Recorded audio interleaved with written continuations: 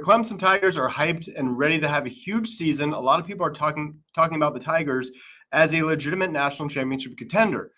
And that's interesting because last year they didn't fare so well, at least against the top competition. They had 4 losses, getting blown out in the season opener to Georgia, losing a home game to Louisville, losing another home game to South Carolina, and then losing a close and actually impressive showing, but still a loss in the playoff to Texas.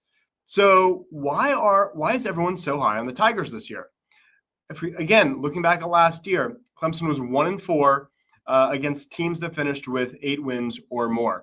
The 4 losses I mentioned, they did beat SMU, but they needed a 56-yard field goal to walk off that victory. Aside from SMU, aside from those Mustangs, their best wins, according to SP Plus, were against number 30 Virginia Tech and number 51 Pittsburgh. So Clemson didn't do so well against good teams last year, and now the schedule gets way tougher. They swap out Georgia with LSU at home. That helps, but the rest of the schedule gets way tougher, particularly in the ACC, as they last year played Florida State, worst team in the ACC, Wake Forest, Stanford, Virginia, more or less the bottom feeders of the conference. Florida State should be better this year. Those other 3, Wake Forest, Stanford, Virginia, they get swapped out by a very good Duke team, a very good SMU team, and a really interesting Georgia Tech team. Probably all top 5, top 6 teams in the ACC this year. So the schedule's a lot harder. Last year was a little bit of sleight of hand, perhaps, benefiting from the schedule. So why is everyone so high on the Tigers? Well, I'll say I myself am actually quite high on the Tigers, despite all of those things. I acknowledge that last year they probably weren't as good as making the playoff. They were the 12th seed. They only got in because of sort of ACC. They see having an automatic bid. Otherwise, if it was all at-larges, they wouldn't have got in. Well, that's still true. I think the team should be much better this year. I think the Tigers do take a huge step from where they finished last year as number 22 in the SP Plus. I think they could go up by, say, 20 spots. And there's 3 huge reasons why I say that and why I think the hype is merited. One is improved coaching. After last year, they won the ACC. I was concerned, and definitely Coach Sweeney could have said, hey, look, this was a championship year. We were very close. We were competitive with Texas. We don't need to make any major changes. He didn't do that. He did the opposite. He recognized that despite winning a down ACC, the defensive play was completely unacceptable, and he dismissed defensive coordinator Wes Goodwin. He did not dig in his heels. He did not kind of get stubborn and insist he was right. He didn't have to say it, but he basically acknowledged that the fans were right and that Goodwin wasn't the right hire. And he went out and brought in that outside voice that everyone wanted. And with that, he also modernized the coaching staff. So Tom Allen comes in from Penn State, a huge get for the Tigers, a guy who brings sort of that Brent Venables leadership, energy, accountability. He brings that in. We're already hearing really positive reviews from guys like TJ Parker talking about the accountability, the energy, all of that.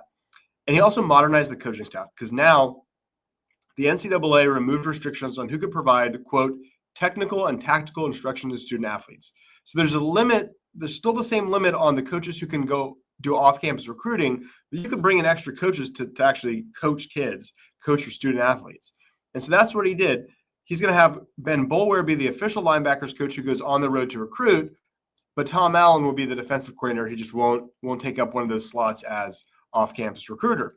So that actually gives them more like legitimate coaches that they can use. And with Allen and Boulware, and I know Boulware doesn't have the experience, but those are the guys who are going to be the loud leadership, energy guys, which is a big change of pace. And I think Boulware, he's got that fire. He was a cerebral player.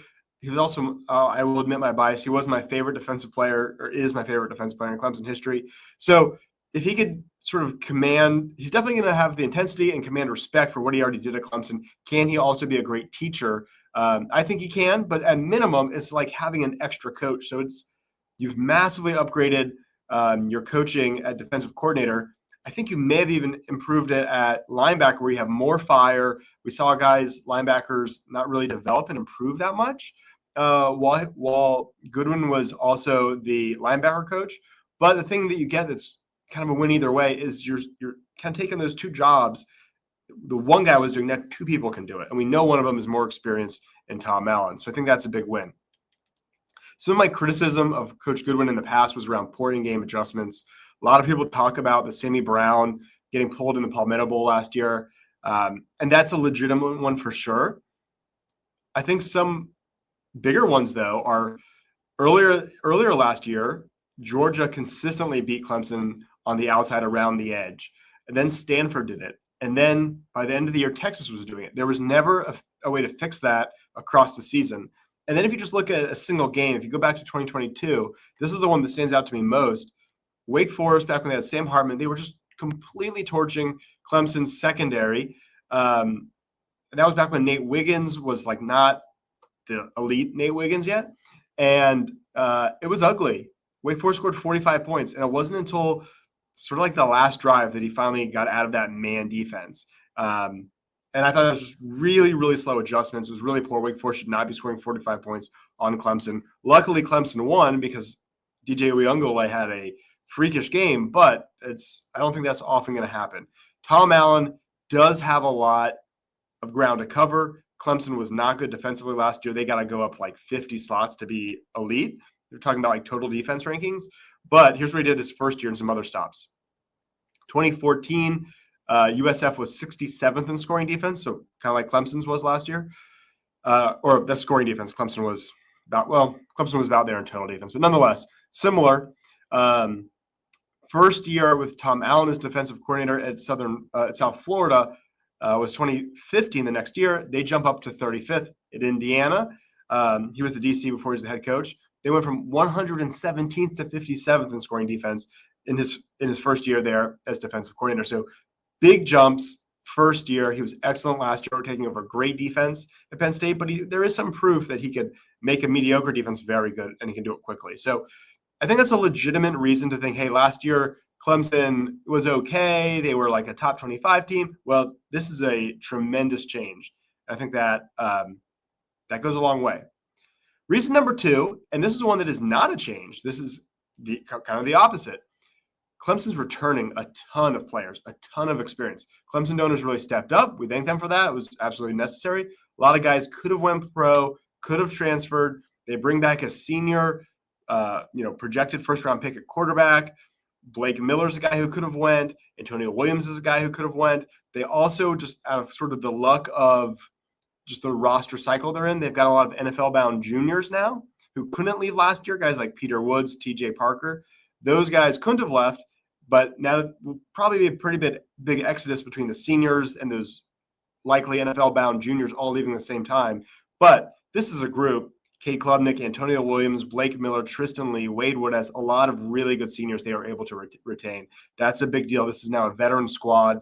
And then another guy I didn't mention, but you have Peter Woods, you have TJ Parker, also Avion Terrell, a likely NFL-bound junior after this year. But from a roster, roster cycle standpoint, this is just a payoff year for the Tigers. So should be a more talented or, at bare minimum, a more experienced team.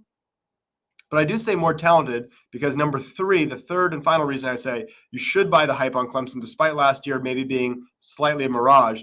You should buy the hype because they also went in the portal and got better. That's something they've been hesitant to do in the past. Yes, they've used it to get back at quarterbacks who never played, but they used it in a very serious way this year that makes a huge difference. Obviously, the headliner there is a defensive end with Will Heldt coming in from Purdue. So last year, late in the cycle, they got Adam Kisai, who was originally committed to Minnesota. He comes in, for whatever reason, doesn't work out, and he immediately transfers out and ends up going to Minnesota after being at Clemson for like 4 months. He redshirted there. So, but Clemson, well, they would have redshirted him, but nonetheless, they had an open slot. Coach Rumpf was actually asked, and he said, quote, Coach Sweeney asked me if I wanted to go to the portal and get anybody. I was happy with the depth and the people that we have on the team right now. So when he, being Adam Kisai, decided to leave for whatever reason, I wish him much success, but we have to keep moving. I think in hindsight, very obviously a missed opportunity. They didn't miss that opportunity this time around. So all those defensive ends have another year of experience. AJ Hoffler left, but they replaced that slot and sort of the already open slot from AJ Hoffler with a big-time transfer. And Will Heldt, Heldt had a 72.3 PFF grade last year. That's 10 points higher than all the defensive ends at Clemson except for TJ Parker, so all the ones who played opposite him. So there's a huge upgrade there. terms of rush defense, he's 20 points better than all those, or almost 20 points better than almost all of the ones who played opposite TJ Parker. So now you've got two guys who are juniors, who are proven. You got two really good defensive ends. And now those other guys, like Jaheim Lawson. I like Jaheim Lawson. I think it's great if Jaheim Lawson is your pass rusher, kind of pass rush specialist, third guy, you're in a great spot. If you're forced to start him, you're a little thin, right? And now Lawson should be better this year than he was last year, and his role is smaller. You've really fixed that position. And he's not the only one.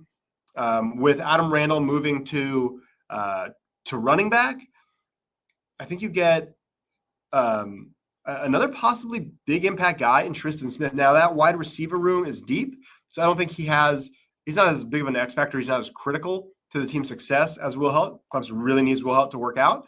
But Tristan Smith is a guy from Southeast Missouri State, FCS level before that, but he looked amazing in the spring game. He gives that Clemson wide receiver room that already has Wesco, Antonio Williams, and TJ Moore, and Brown, a fifth guy that you think could be excellent. It's one of the deepest rooms, probably a top 3 wide receiver room. So they kind of like built upon something that's already good. So it's not just filling.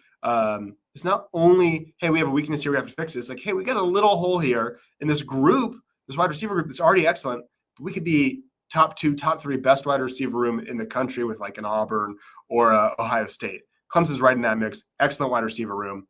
Of course, Alabama in there too, but they made that an absolute strength. Another one who I'm high on, he's more of a wild card, but Jeremiah Alexander. That's like what I would call an upside shot, right? Taking a shot that this number 1 overall edge guy from years ago didn't work out in Alabama, but he's got the talent.